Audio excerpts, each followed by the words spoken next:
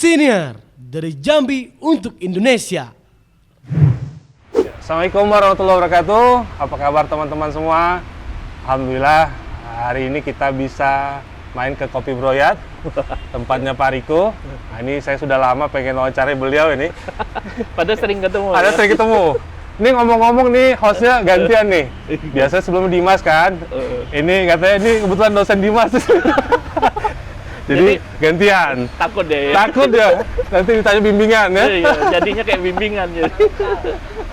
Baik, Pak Riko, Ya. kita mulai aja ya. Siap. Ini mohon maaf nih kalau kelihatan basah nih habis kena hujan. Ini kayaknya berkah nih Pak ya. Lagi Amin. milad kabarnya hari ini. Oh iya, alhamdulillah. Alhamdulillah. Milad keberapa nih Pak? 24. Masya Allah. Masih muda ternyata Pak ya. 24 dibalik gitu. Ngomong-ngomong nanya nih Pak. Iya. Ini rambutnya sejak kapan sih Pak? Munculnya tuh. Nah, ini saya udah lama mau nanya nih. Iya, ini pertanyaan yang ke 100.000 berapa Aja gitu. loh. Sering orang nanya. Banyak nanya ternyata ya.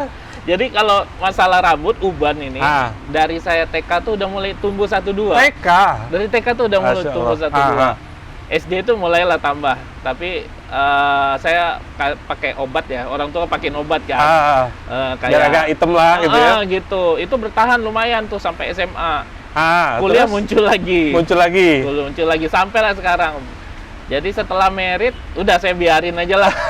Lagian nggak ada yang dikejar lagi kan. Udah dapat, udah laku ya. Itu dia. Atau malah istri nggak boleh. Mungkin juga ya. Iya Pak Riko, kami ini penasaran nih apa? Sebenarnya Pak Riko ini profesinya apa sih? Profesinya. Ini kan yang kita tahu nih ya.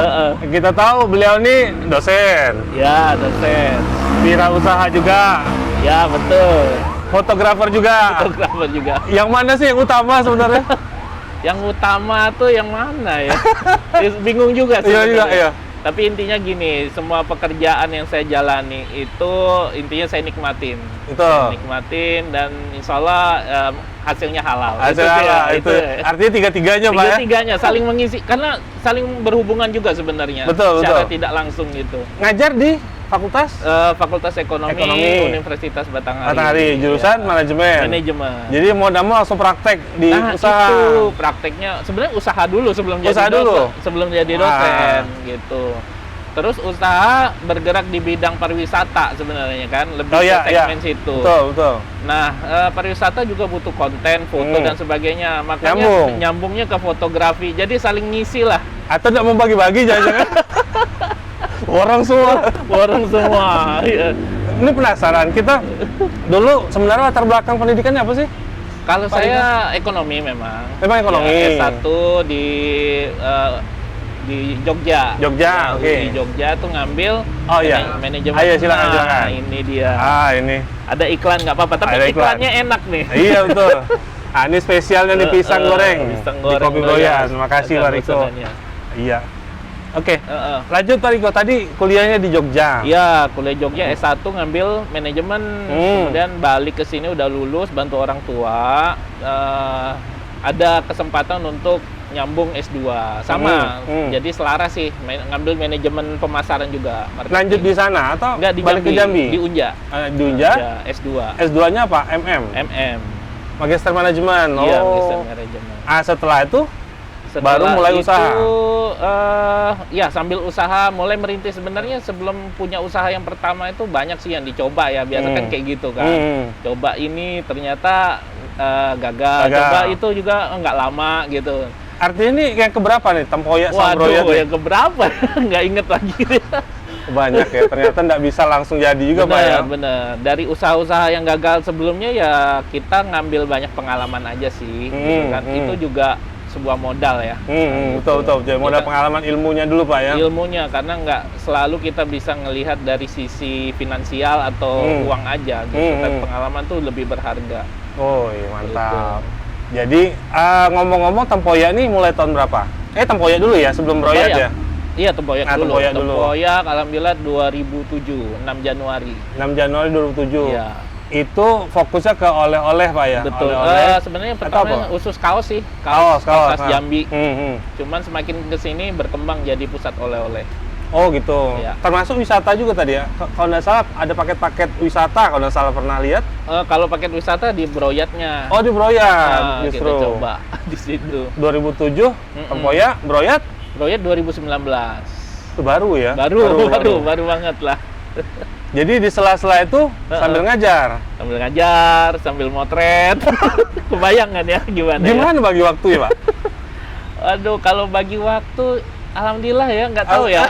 Bisa aja lah gitu Iya. bisa aja. Ya keluarga juga mendukung, istri, anak gitu kan. Ya kalau protes-protes ya biasa lah itu.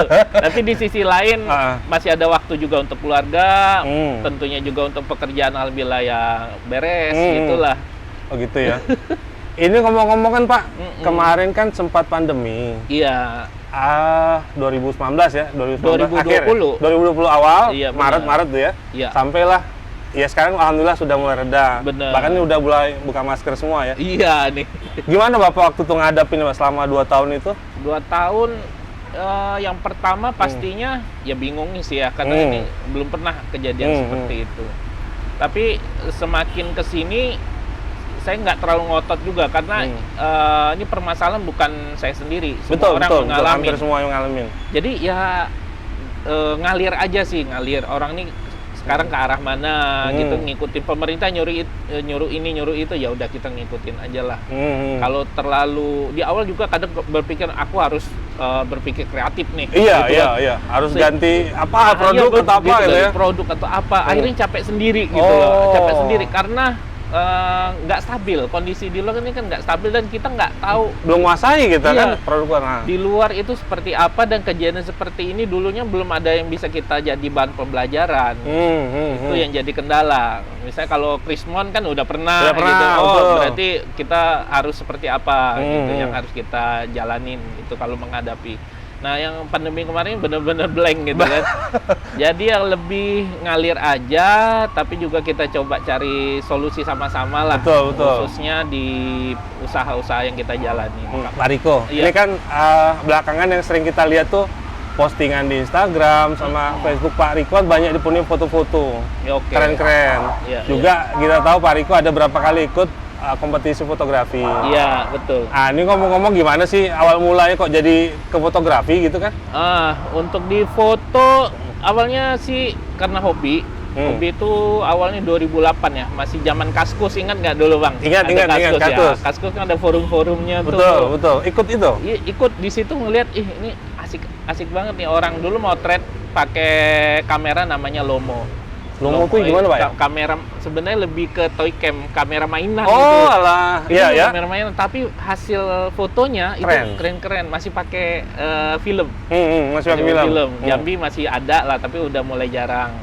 Tempat cucinya pun tinggal 1-2 tempat gitu. Artinya dulu ngikutin tren itu? Iya, ngikut tren itu, terus buat having fun aja sih, gitu. Terus di post juga ke sana, banyak yang ngasih apresiasi, keren fotonya gitu.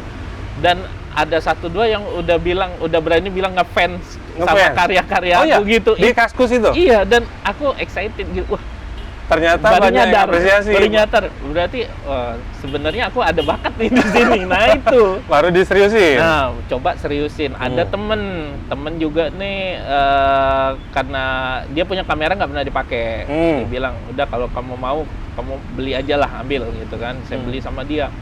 Itu beli. Setelah beli saya baru nyadar nih kayaknya kepake apa enggak gitu. Sempet loh kayak gitu.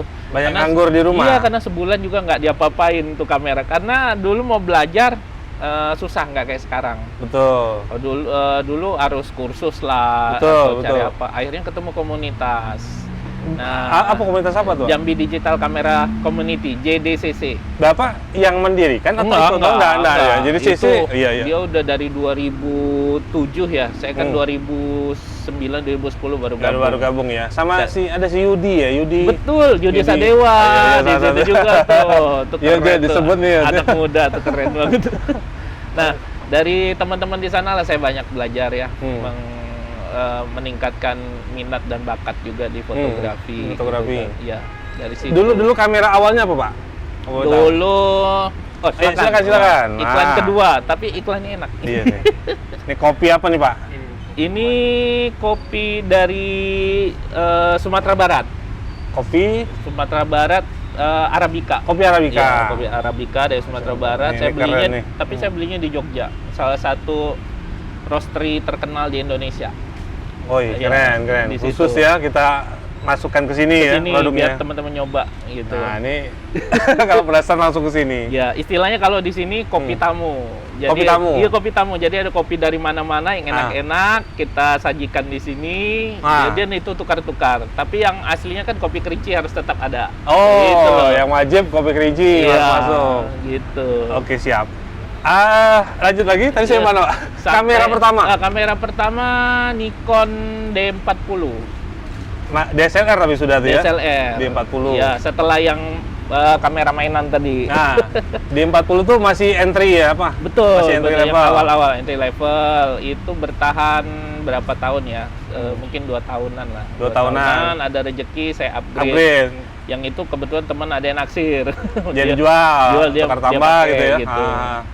Setelah itu masih Nikon D90. G90, ya. D90 sering lah hunting sana sini. Seiring jalan akhirnya kayaknya aku doyannya ini moto-moto tentang HI. HI ini human interest. Oh, human interest. Ya, tentang sosial.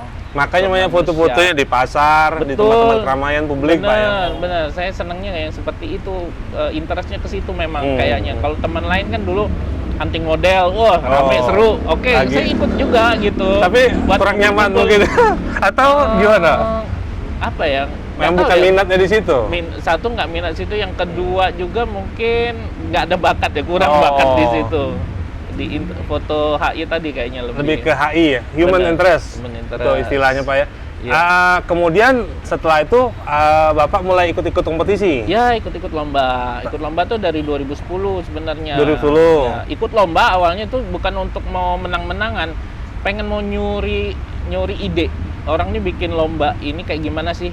Jadi Oh. pengen ngadain di Jambi. Oh gitu. Ya. Jadi ikut dulu biar Ikut, tahu biar tahu prosesnya. prosesnya. Siapa tahu bisa Oh, duplikasi kayak buat gini. di sini. Iya, Oke. gitu.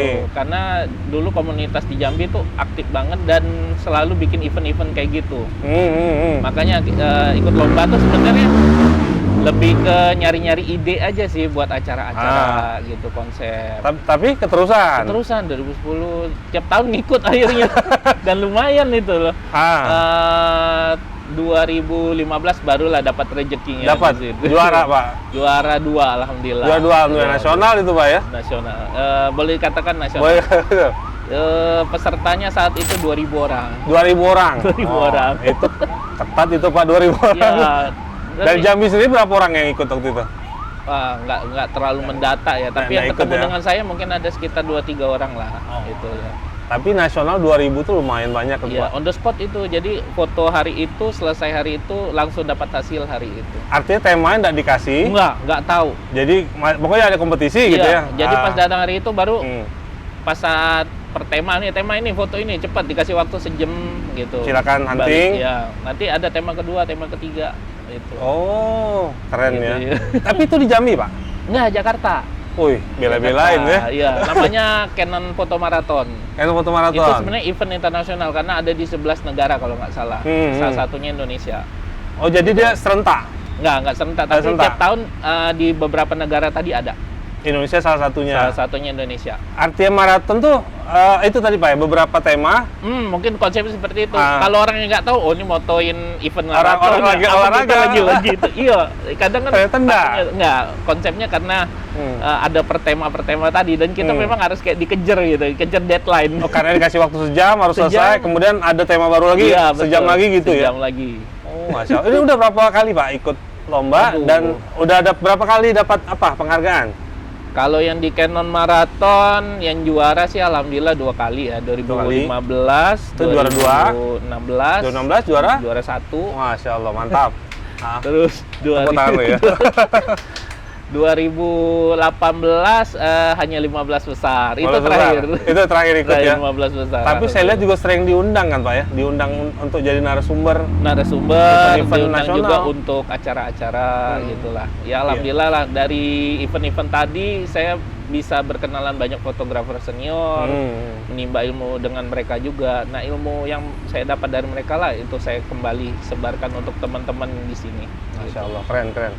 ini Pak, mungkin bisa kasih tips ya. Iya. Kan mungkin anak-anak muda banyak nih yang hobi fotografi, mungkin mulai dari handphone ya. Mulai iya, dari handphone, betul. kemudian mau beli kamera, itu mikir-mikir biayanya. Iya, Apa iya. Pak tips-tipsnya Pak kalau mau masuk ke dunia fotografi? Dunia fotografi yang pertama sih, yang pasti kita udah niat dulu masuknya ke situ apa sekedar hobi kah atau memang mau diseriusin untuk jadi profesi gitu kan.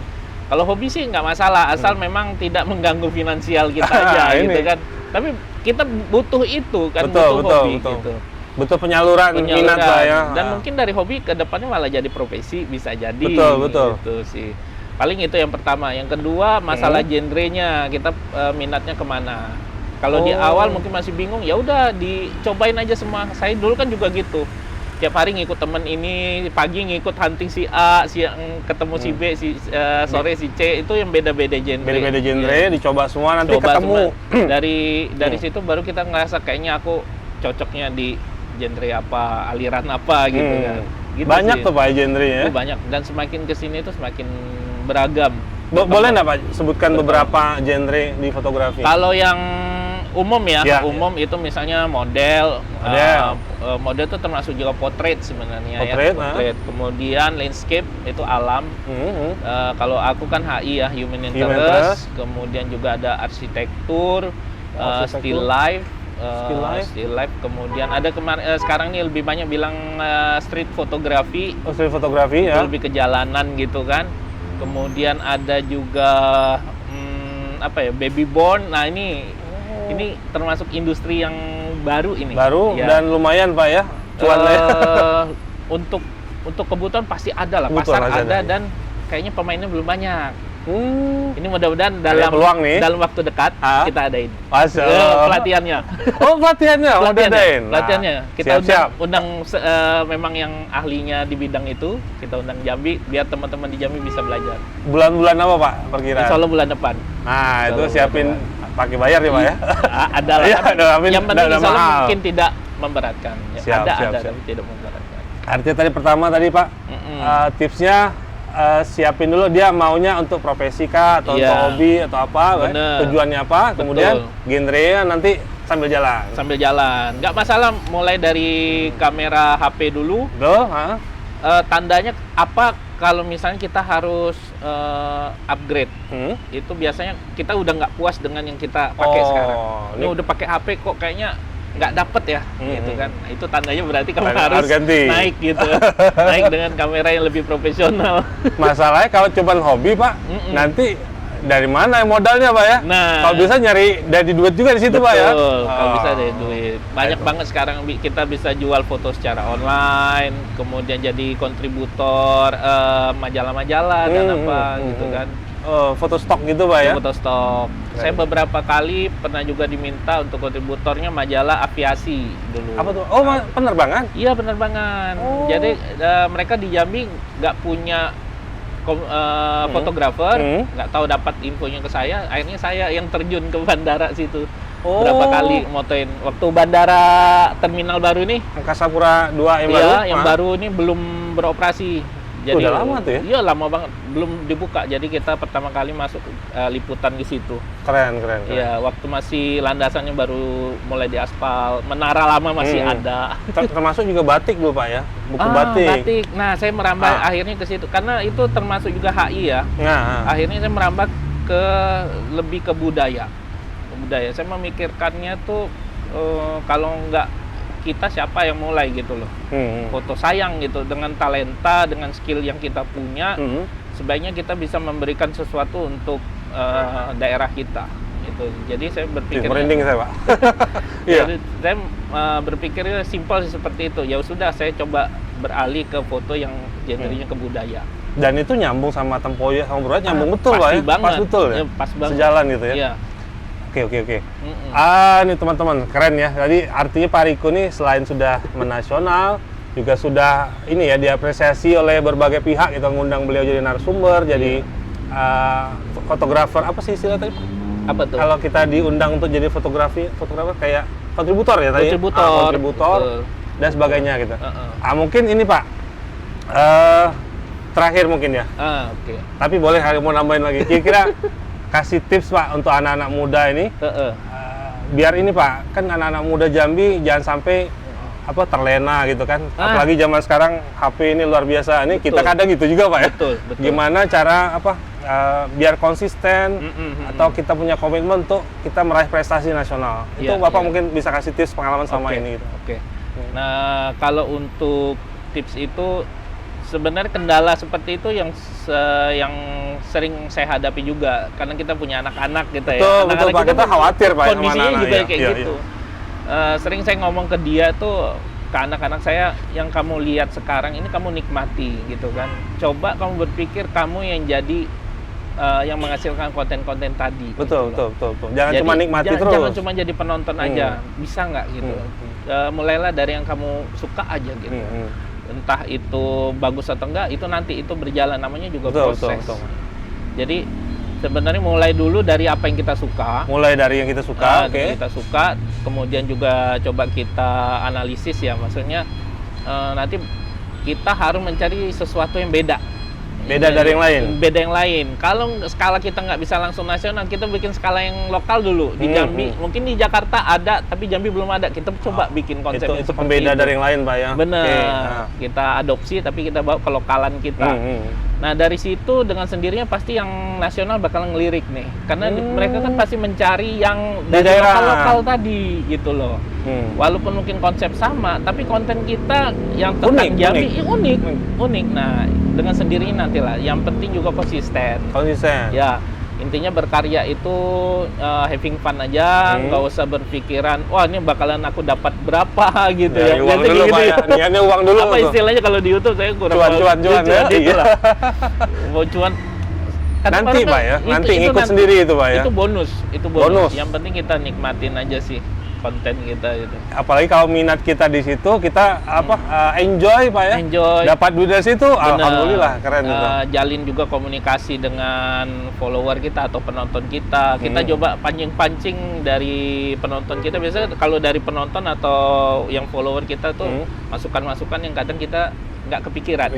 Ya dari situ kan, oke nih, boleh nih gitu. Artinya interaksi dengan teman-teman di sosmed, followers, itu penting juga Pak ya, untuk ngasih masukan untuk kita. Untuk insight kita, untuk nambah ide-ide baru gitu. Itu menarik tuh. Siap. Insya Allah. Ini sayang betul nih, banyak ilmu dari beliau kita sudah. Ini kalau ini nih kalau di pelatihan bayar ini ilmunya. Waduh, enggak juga sih. Iya, alhamdulillah ya. Mudah-mudahan ini bermanfaat video kali ini.